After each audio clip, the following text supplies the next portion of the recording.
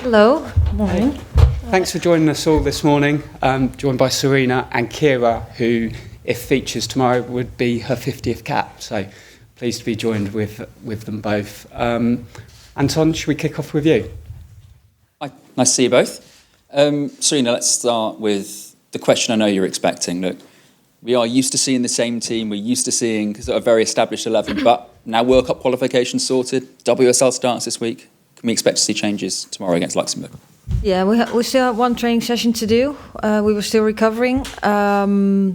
Seeing the beginning of this week and how we approach this week with every player coming in very differently, with different load, with different minutes after the Euros, you might expect some changes. Ooh, exciting. How's it going to feel to play back in front of a home crowd, another packed out, and what feel like a bit of a homecoming, I suppose, celebration at Stoke? Yeah, I think so too. That's really exciting, and the support of the fans has been great in the Euros, but they keep coming now. So tomorrow it will be 30,000 people come to watch us, and we really want to show again our game and make a little celebration, nice football game. So, I'm going to have a slightly different question. Obviously, you qualified for the World Cup. That comes with different sort of, it's a very different tournament. And one of the things we'll see is VAR. We've seen over the weekend in the Premier League the challenges that come with that. How much of is it a concern as a coach? When you go into these tournaments, when you come into games, when it comes to VAR, considering, are you sure how it's actually going to be refereed?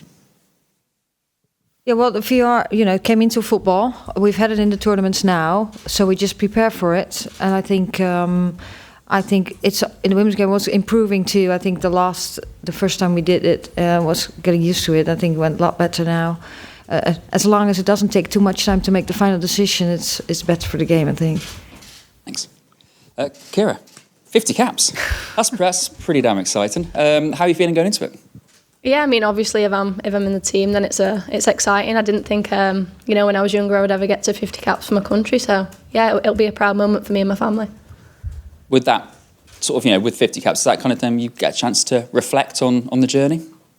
Yeah, I think still not even had time really to reflect on the Euros so much.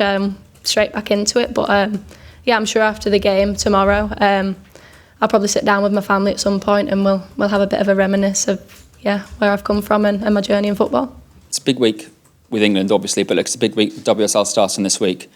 You don't need to tell you the transfer window closes this week as well. Where are you at with your future going into this week? Yeah, I mean, I'm here to talk about England and the game tomorrow. My focus is on England right now, so I'm not really here to talk about what's going on club-wise, to be honest. Thank you. Thanks, Anton. Hi, Sarina. Lovely to see you again. When you've got a team who have won the Euros and qualified for the World Cup, how do you get them enthusiastic about Luxembourg at Stoke on a Tuesday night?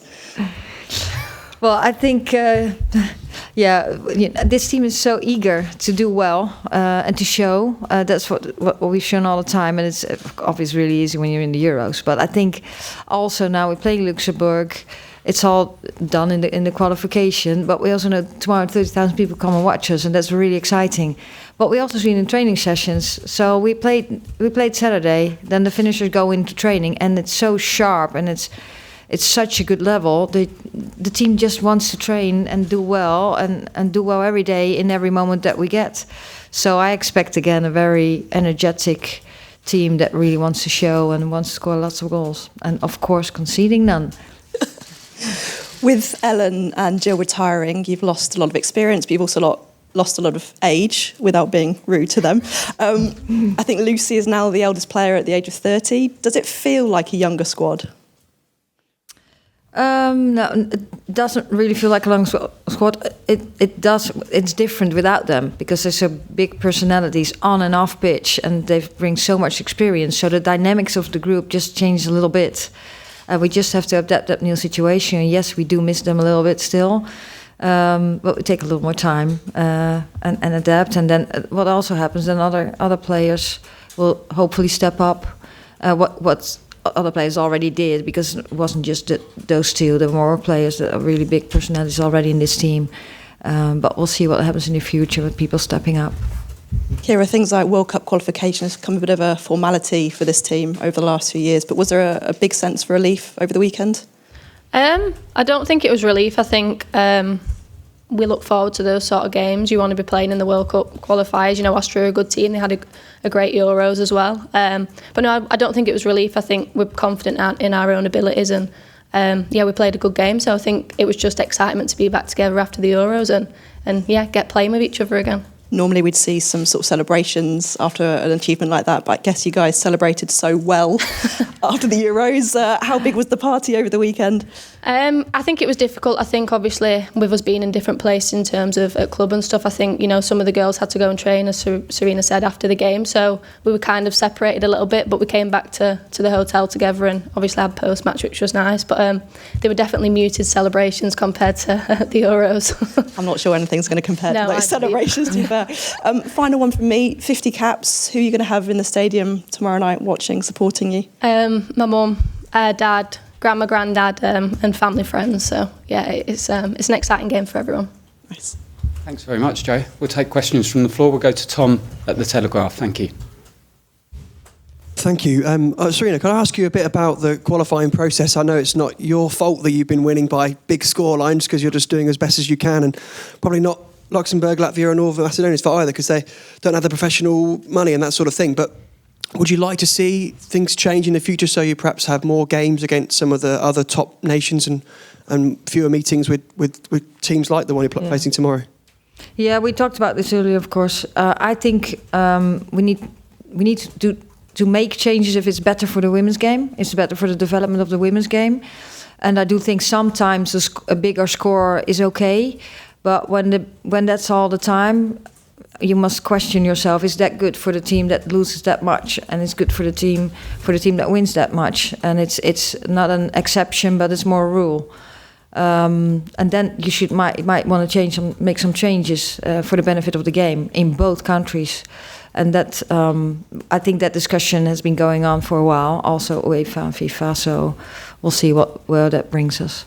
And would you like to see perhaps an equivalent of the Nations League that we see in the men's game, where you'd get a little league where you can play the likes of Denmark, Sweden, Germany, etc.? Yeah, well, I don't think for me now it's what the solution is to say. I think people are working on that. There's collaboration, there's communication with I think federations, some people from federation and UEFA. So I think let's keep it with them, and they all want it for the best of the game. Okay, no, thank you very much. Good luck. Thank you. Thanks. We'll go to Catherine at the Mail. Hi, Sarina. When we spoke to Alessia Russo last week, she said the number 9 position is something she's still learning and adapting to.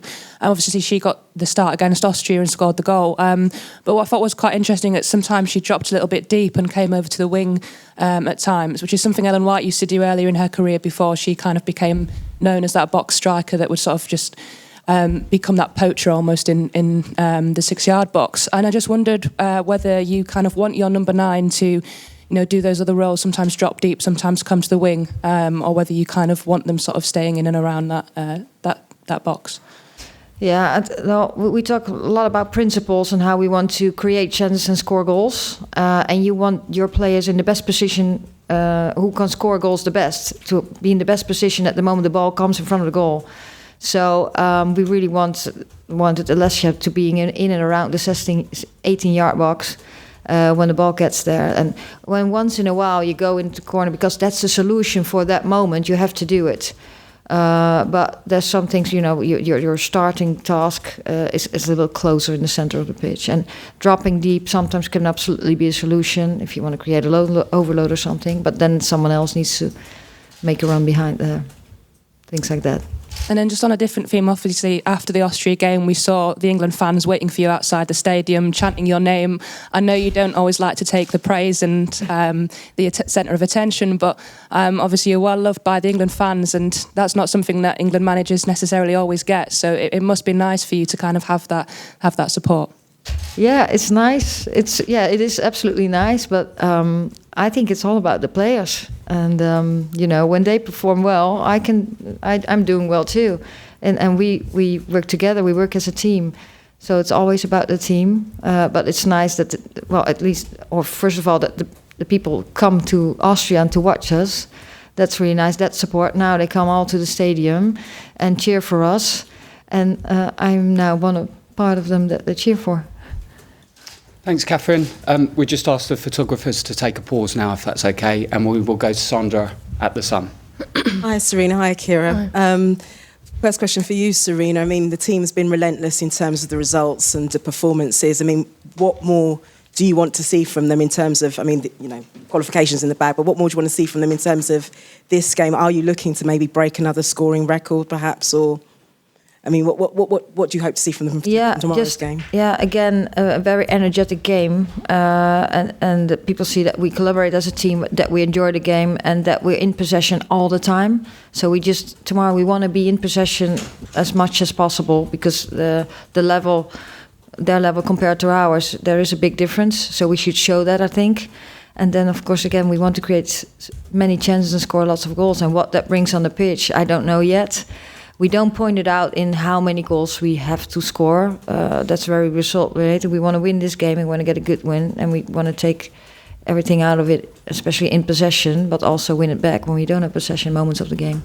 And over the last few days, how have the newer players like Ebony and Lauren been settling in? I mean, how have they found it within the camp and with amongst the likes of Kiera and what have you, and players who've been there for quite a while? Yeah, they're enjoying themselves. It has been a different week. Ebony has been in our camp last September. That has been a year, so we can see some difference now. She's now a year further in the development. For Lauren, for me, it was the first time she was with the England squad. And the first 3 days of training session, we was really adapted to where the players came from. So it has been a little different week. But of course, we have seen some things of them in our team in the training sessions we did do. And for Lauren, she made her debut, so that was really nice. And this is now the next training we'll do. So I think they're adapting well, they're enjoying themselves, and that's what we want. And that they feel, okay, what's this about? What's the level? What do I need to do to compete, to stay in this squad and maybe compete with minutes. And beyond this game, how much are you looking forward to the USA and perhaps knocking them off their perch a little bit and letting them know that England are here and we're ready to come and take the cup next year, perhaps? Well, you're going really fast now. So let's first play tomorrow. And yes, we're really excited now. We're qualified, so now we know it's definite that we play the USA October 7th in a packed Wembley, and that's going to be an occasion too. But yes, most of all, it's a game that we play against the number one of the world, and we really want to compete to the best countries in the women's game to see where we are and what we need to do. And from now, it's just everything is getting to prepared for the World Cup next year, and it's a great game to see where we are at that moment. Great, thanks, and congrats on 50 caps, Kiera. I mean, how do you feel you've evolved under Sarina, and what do you hope to do in terms of the next 50 games you play for England? Yeah, I think the first thing under Sarina that I've found is a bit of consistency. I think I probably struggled a little bit with that before she came in. I think she's kind of just given me the confidence to go and play my game, and it's all about decisions and what we want to do on the ball. It's not one way is the right way, it's kind of what the player sees, and I think that encourages me to play forward and try passes that maybe I wouldn't have done in the past. But as I said, I think it's just about carrying on this consistency now, and the form I found in the Euros, I think a personal goal of mine is to keep bringing that forward and in the games against the tougher opposition. That's great. Cheers. Thanks very much, Kiera. Thanks, Sandra. Yes, we'll go to Megan. Just one for Kiera. Obviously, sold out Wembley final for the Euros, sold out tomorrow, and sold out against USA. How important is it to keep that going? Just continuing into the future for the women's game. Yeah, massively. I think that's one of the focuses for us after the Euros. It was to keep the fans coming in, and it's not just internationally; it's domestic level as well. I think it's something that us as a team talk about quite a lot.